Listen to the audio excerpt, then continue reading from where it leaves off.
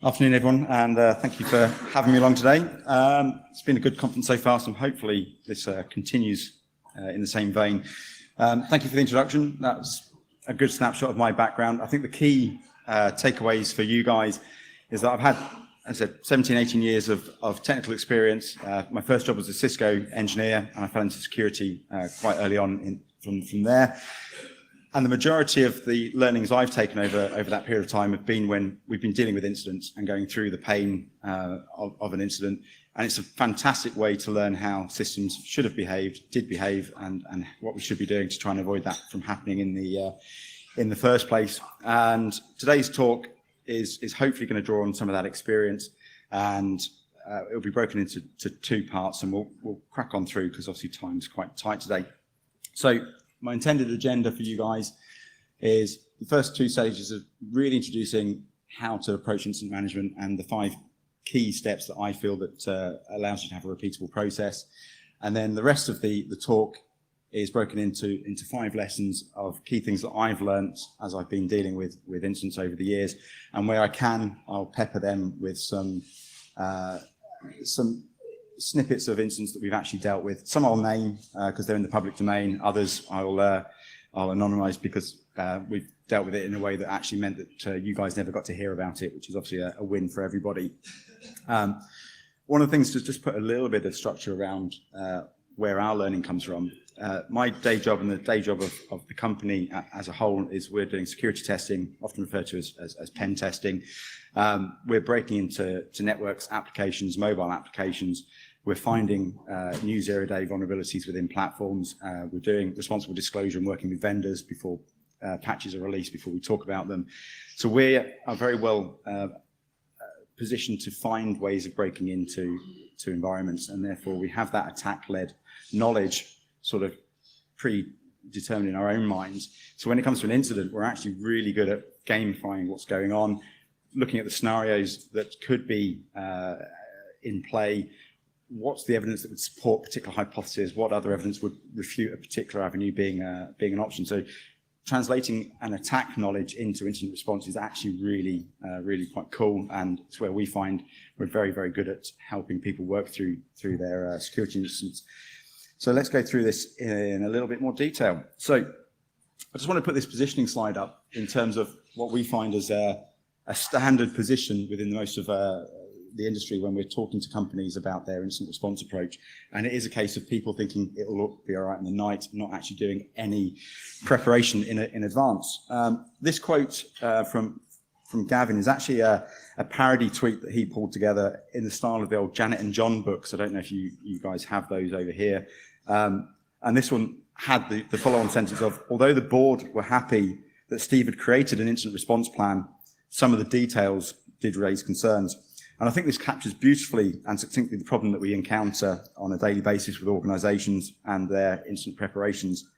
In the majority of cases, there are no coherent plans, and often where there is a plan, it's generally lacking in detail and substance. And one thing that we find in nearly all cases is that there's been no scenario planning or exercising of the plan if a plan does actually exist. So how do we go from hoping that it will all be all right in the night to establishing an effective approach to incident response? Well, that's where those 5 steps that I referred to earlier come into play, and we'll take a look at those in a little bit more detail right now.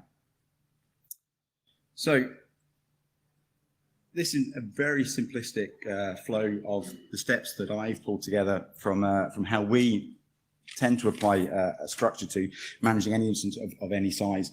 Now, the key thing to me is that all incidents are unique, and as a result, you have to have a flexible approach to ensure that your response to an incident is proportionate and fit for purpose for the incident that you're actually dealing with. There's no point in having a completely rigid plan that ties you too tightly into a specific process flow, because if it doesn't match the dynamics of the incident you're dealing with, you're going to be fighting it, and that's actually going to cause you a lot of problems. So this approach allows you to understand the types of activity that you should be doing and the logical structure of where next when you're getting into those different stages. So my playbook basically looks like this. It's an event-driven approach to incident management, and it clearly defines key activities and associated resources through the 5 key stages. And using such an event-driven approach ensures that each incident is therefore managed on its merits, and that does result in that flexible and proportional response rather than trying to rely on a one-size-fits-all. So what's each stage in a bit more detail? Starting off with situational awareness. Now, at a very early stage of an incident, it's key to gain insight into what is actually going on. Does the incident share traits with other breaches that are currently being played out in the media or are publicly known about? And what information can you garner at a very, very early stage to sort of put some context around what it is that you're actually facing? As an example, we've literally been dealing with an incident for one of our clients where a large value amount of Bitcoin was stolen out of a wallet. We knew the provider of the wallet service, and rapidly we did some open source research, which basically meant going to Twitter and having looked to see what people were talking about on Twitter. And we could see that there was a lot of phishing attacks in the public domain that were being discussed that were targeting that platform. And from there, we were very quickly able to put an initial structure around it, which actually, this looks like it's going to be a phishing attack that has resulted in the loss of that Bitcoin. And that allowed us to then set out the next stages of what do we do next to deal with that incident. And actually that initial situational awareness allowed us to put a lot of structure and context around that incident, because at the outset, the client was adamant that their laptop had to have been compromised. There must be malware on the laptop. They must have stolen files off his laptop to allow this attack to occur, which was great. Yes, we could go and do live memory capture of the laptop. We can start interrogating that device for traits of that type of attack. But actually very quickly, we're able to see that it's very likely to actually be sitting in a phishing attack, which is a very different type of investigation. You're looking at the web history logs of what they were browsing, where did they go.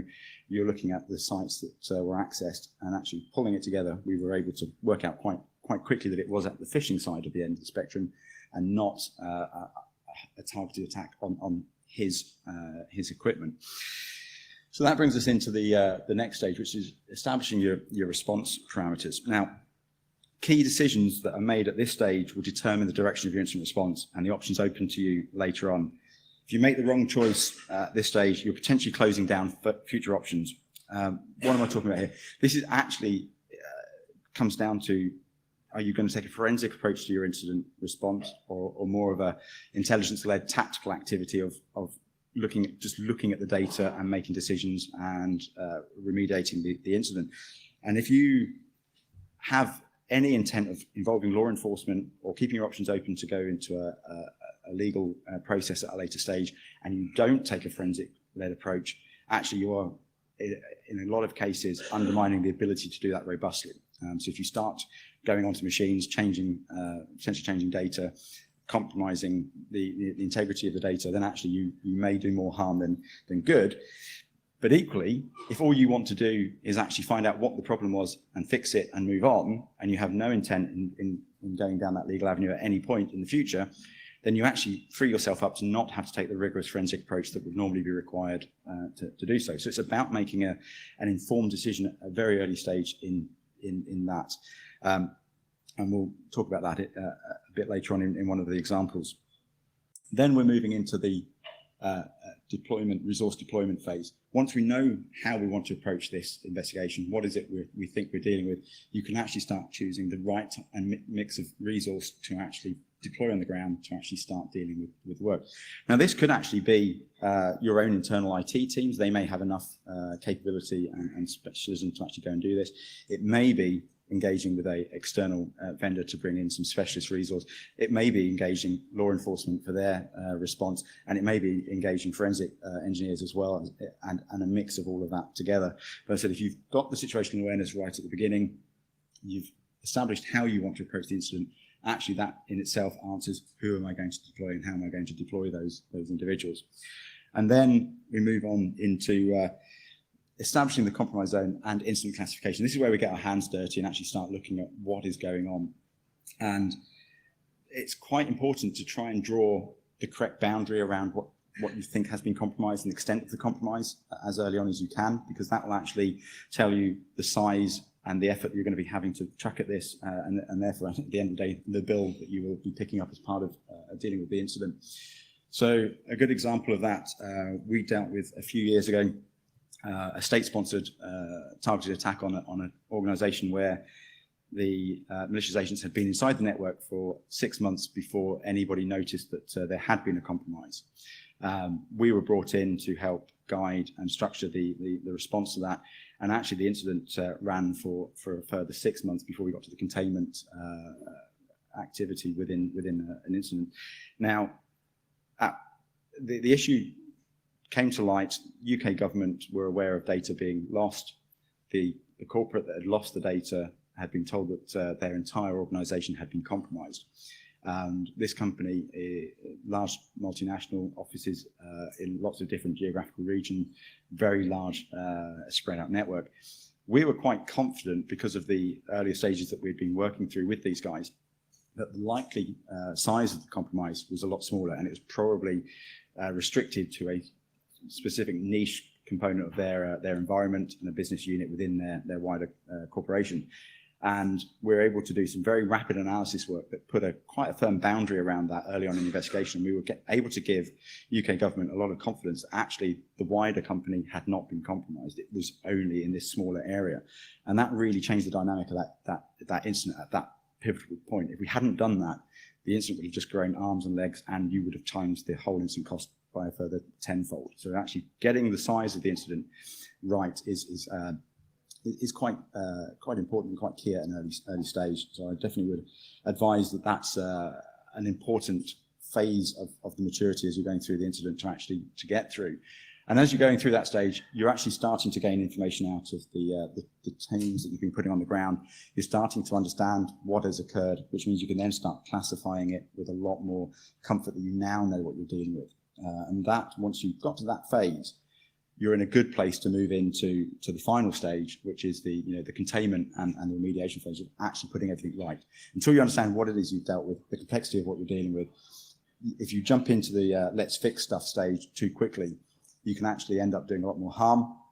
In the case of dealing with advanced persistent threats and people that have been inside your network for a long period of time, they'll have multiple ingress and egress routes within your network. If you don't understand all of those before you move into the containment phase, and your remediation plan cuts all of those avenues off in one go, you are leaving ways in and out of your network for that malicious threat actor to just repeat the activity they were doing, re-compromise you, and also tip off the fact that they now know that you know about them, which may change their approach from just slowly stealing data out of your organization to wholesale lift and shift, or just destroying data because they want to now cause you grief whilst you're trying to and slow you up in terms of remediation. So that's where we say, understanding the type and classification and coming up with that containment plan is absolutely vital before moving into a remediation phase. And one of the key things I'd say take away from that is that the remediation phase can actually be a long, slow burn. Sometimes, you can do a short, sharp, let's burn all of our engineers out over the next 72 hours and we'll get to a stage where we're all happy that we fixed the problem. But sometimes we actually have to step back and say, look, guys, this is actually going to take quite a while to fix. Do you still run at a pace where you're potentially going to burn your team out and your performance is just going to go off the cliff? Or do you actually bring it more into a business as usual approach and you start working on it as if it was just your normal day job, 9 to 5, and you just accept that it's going to take a while to work through this problem and let people go home to their families, let people have weekends, let people have leave if they've got leave booked. You have to make those decisions. In the case of the targeted attack that had been in the network for 6 months, we actually realized quite early on it was going to be another 6 months of activity before we got to the containment phase. So we knew they were in the network, but we didn't want to tip our hand that they found out that we were in the network, so we could see what they were up to, what information they were gaining access to. And there's no way you can sustain a incident at a high pace for 6 months. It just doesn't work. So at that point, we turned it into a BAU activity. So again, making those decisions is quite important and key to how you achieve those. So that's at a high level how we structure any incident that we get involved in, and it works for all manner of incidents, from ransomware to phishing attacks to whaling, where people are stealing financial money out of organizations by approving invoices, by targeting senior execs and financial directors, all the way through to banking environments being compromised and people stealing data wholesale out of environments. It's a useful tool to logically step through each of those areas and make those decisions. So what we're going to do is move on to the the key lessons that I've certainly picked up in the last 18 years worth of dealing with incidents, and hopefully give you some insight into some of those. And my first lesson has to be that prevention is clearly better than cure. If you can work out what's going on and remediate your environment and remove vulnerabilities before a malicious agent is able to find them and exploit them to their own gain, then you're not going to end up in an incident mode. That's got to be the ultimate win. So avoid it at the outset would be my strongest piece of advice. If done correctly, a good situational awareness of what's going on generally around the threat landscape will actually aid in avoiding incidents. So while often part of a response, actually situational awareness can be built into your business model to help you in advance and mitigate a lot of these issues. And certainly, there's no excuse for being third, fourth, or even the 100th company breach using the same MO. And we see this time and time and time again. On my slide, I've got a timeline of various attacks going back from 2007 up to 2015, and I could even add more if I wanted to into this year. But can anybody tell me what was the root cause, the attack method that was used on all of those? What's the common attack vector?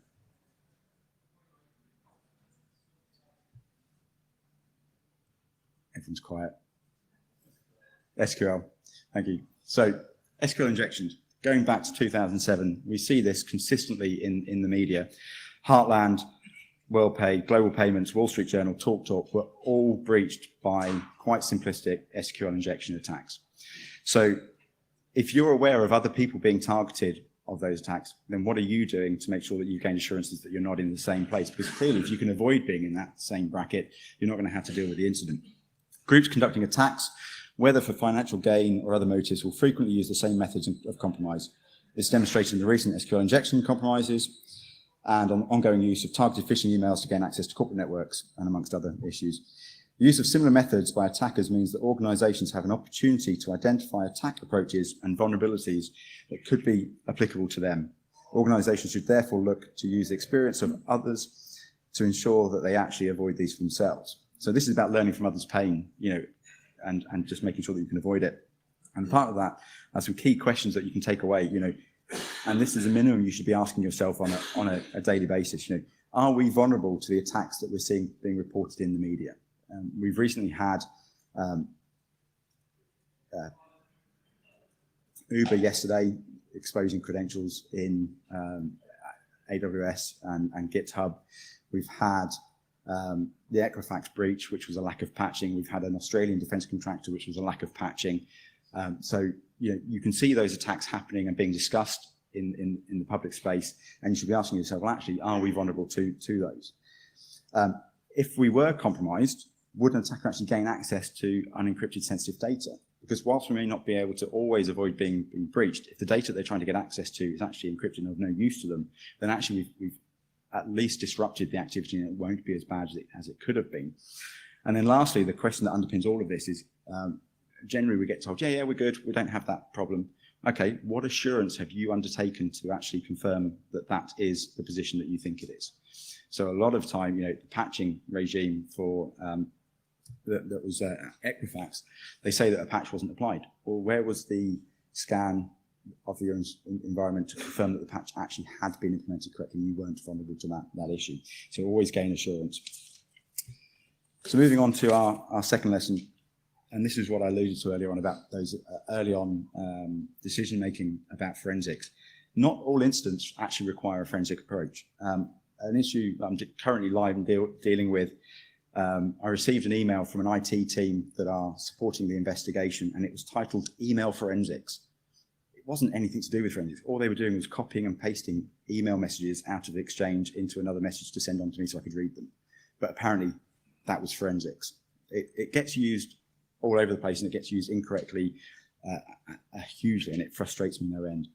But anyway, many people are actually conditioned to believe that any incident response automatically requires a forensic-led response. That's not true. As long as the organisation are making informed decisions, they can actually decide on what approach is best for the context of the incident and for their risk appetite and their desired outcome. This could result in more of an intelligence-led approach being undertaken, a forensic-led approach being undertaken, or actually a blend of both being utilised. So for me, a good example of this would be when I dealt with the WorldPay incident, which was, as you saw on the previous slide, due to an SQL injection attack. I was working for Royal Bank at the time, and we got wind that there was this breach in Atlanta, and $10 million of real cash stolen in 24 hours. I found that quite an interesting and good attack. I found it technically good.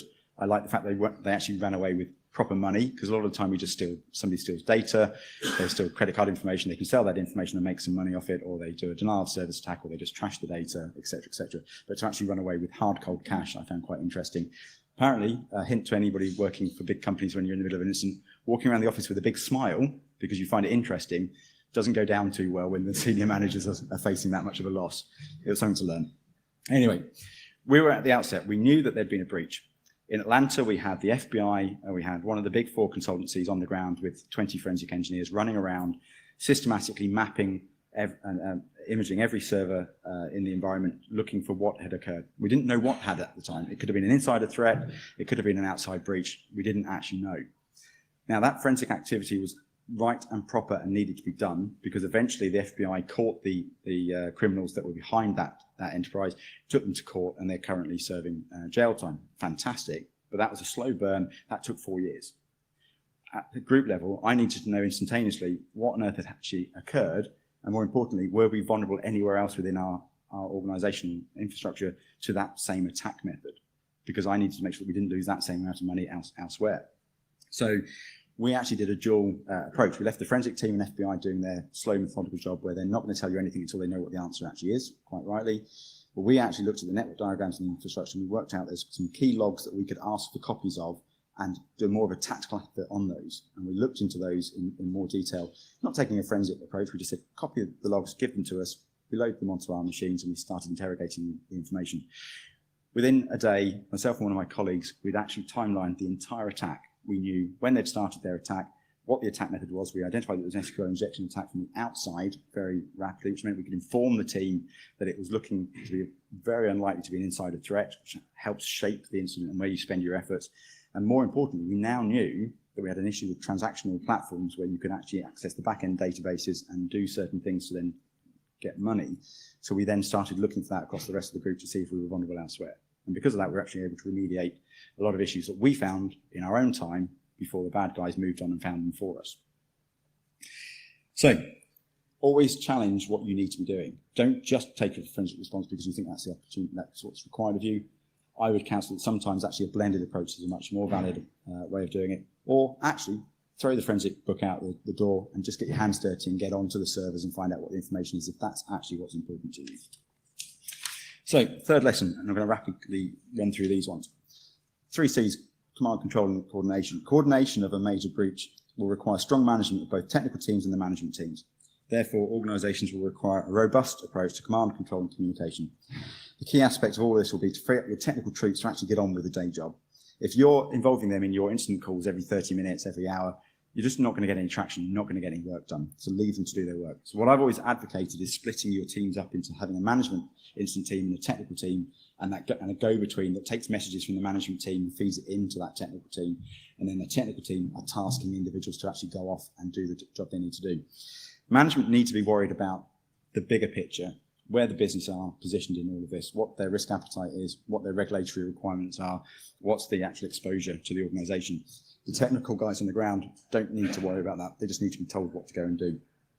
More importantly, they also need to be kept under control. So keep an action log. If somebody's tasked with doing an activity, log it down. Who is it being assigned to? When should it be done by? What is the outcome? We find often enough people are really good at an instant call talking about things that should happen, and at 3 o'clock in the morning, when you're frazzled, you've lost 2 or 3 of the things that you should have been up to, and they just get lost in the time. Get it documented so you've got something to refer back to when you are tired. It pays dividends.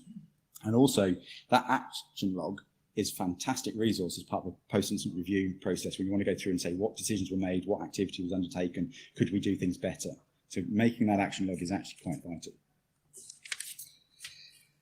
4th lesson, and this is quite important actually. Incidents are their own creations, and actually I find the true nature of the incident will only become clear during the course of the investigation. What you start with on day one that you think you're facing may not actually be the reality of the incident a couple of days into it. So it's important to accept this. Don't get frustrated by it.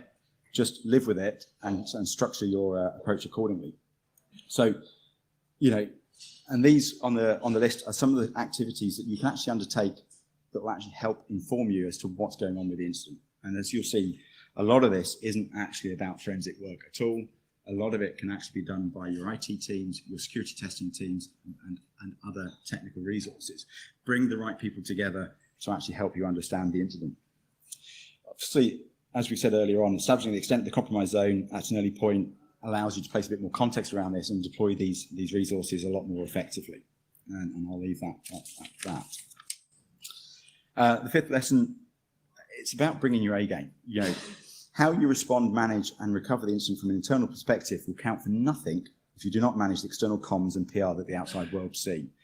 I wrote these slides a good few weeks ago.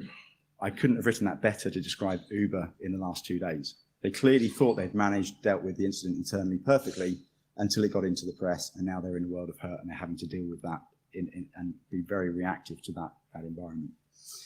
There are huge amounts of other reference cases on how not to manage incidents. You've seen Equifax and then been pulled through the world of pain on that one. We've seen an Australian ISP compromised and within 5 days went out of business because they didn't manage the incident effectively at all, and they actually had to close shop. And their last public message on Twitter was brilliant. Really sorry, guys. We're not going to survive this. We just suggest you move your hosting to another company. Thank you very much, bye. And that was it. Done. Went to the wall. So my advice here is prepare your comms plans and your messages that you want to be delivering in the cold light of day and not at 3 a.m. in the morning when you are struggling.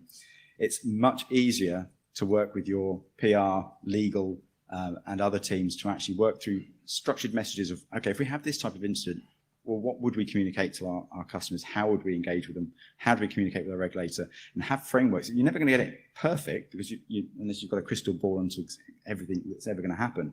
But you can put message packs together that allow you to tailor them as you need them, and they'll be a much better place to get you rather than trying to do it after you've been working solidly for 52 hours. So, in summary, this is about sort of very zen, know your enemy and know yourself. As we've seen, other attack methods are known in advance, and knowledge of current attacks can be used to reduce the likelihood of an incident. Where an incident has occurred, challenge the assumption that a forensic approach is the only option, and establishing a strong command and control approach is vital to the overall management of the incident. Lastly, understanding how an attacker exploits vulnerabilities to gain unauthorized access to systems will help understand what is going on. Therefore, bring in your security testers. They're fantastic at understanding those attack vectors and theorizing on the what would I do card. Make use of them in those situations. Show them the problem that you're facing and ask them, how would you have got to that point? What would you have done to achieve that output? And they'll be able to tell you a good number of scenarios that could have gone to getting there, and therefore you can play those scenarios out and work out which one was the actual attack route, and it can get you to the answer a lot quicker. So make use of these experts when suitable, and also take an intelligence-led approach to helping you gain a prompt understanding of the type of incident you're facing. This will enable the organisation to make informed decisions that will lead to a proportional response and ultimately in establishing the compromise zone and therefore gaining rapid control of the incident. Lastly, and as a quick bonus sixth lesson, it actually helps if you fix vulnerabilities that you are aware of. Very quick case study. A good few years ago, financial organisation, Struts vulnerability within their Apache framework, and they thought they'd patched and got a workaround to protect about it, but they'd never done any assurance work to actually confirm that that was the position. One day they had their main application stack started behaving weirdly. Users would be going to the main website and be redirected to other pages that they shouldn't be being redirected to. We got brought in to help understand what was going on. Very rapidly, we found that it was a vulnerability within the Struts platform. Through our situational awareness activity that we were doing to try and understand what attacks were out there, we identified an attack tool that was being freely passed around the hacking underground within China, which was basically a point-and-click GUI that you put in a URL of an affected system, you chose one of 4 exploit packages, you clicked go, and if it worked, you got full remote control on that server. So it became quite a big incident very, very rapidly. That could have all been avoided had they actually done some verification and assurance work to confirm that actually they had remediated that vulnerability. At one point in that incident, we discovered that there were about 70 hackers on their internal infrastructure at one point in time. And that was quite novel, because normally you get one group, but 70 individuals all on that environment, all land grabbing off each other, kicking each other off servers, taking control of servers. It was a little turf war going on. There was a panic inside at the company at that point, because when they heard this, their knee-jerk reaction was it must be a sustained and massive attack against their organization. And it was an environment which had credit card data, so it could have had quite huge implications for them from a regulatory stance. We took a look at the logs and the evidence in the environment that was actually compromised, and because we knew how the tool worked and the activity that these guys were undertaking, we were able to give a lot of confidence that these guys were all individually attacking the box, because all you had to do was Google for the technology that was vulnerable, and this company came up in the first page of results, and you were literally copy and pasting that search result into the tool. And we could see that in the logs. You could see the referrer path being passed into the logs. So we knew that they weren't targeting it because of who they were targeting the environment because of the technology.